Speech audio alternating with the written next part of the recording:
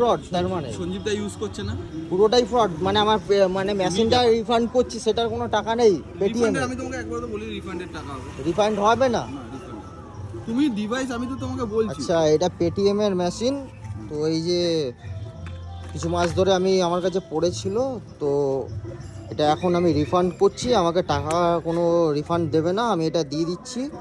তো এই যে পেটিএম এর লোক, কোনো টাকা হবে না, তো আপনারা দেখে রাখুন। লাইভ করছো?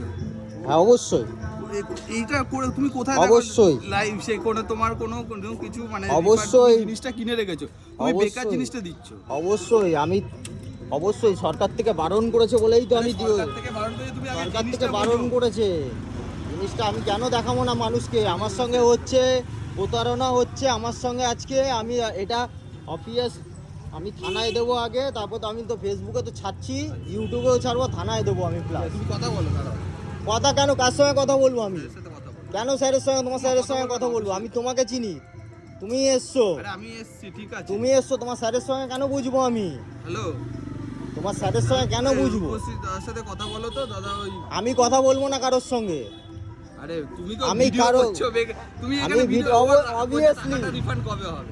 অবভিয়াসলি টাকা রিফান্ড হবে মানে টাকা এখানে চিট ফান্ড, পেটিএম ভুল করে কেউ নেবেন না। এই যে চিট ফান্ড হয় এইভাবে, টাকা নিয়ে এরা চিট ফান্ড করে। কোনো চিট ফান্ড না দাদা, করে লাভ এই যে দেখুন, এই যে গাড়ির নাম্বার, এই যে চিট ফান্ড।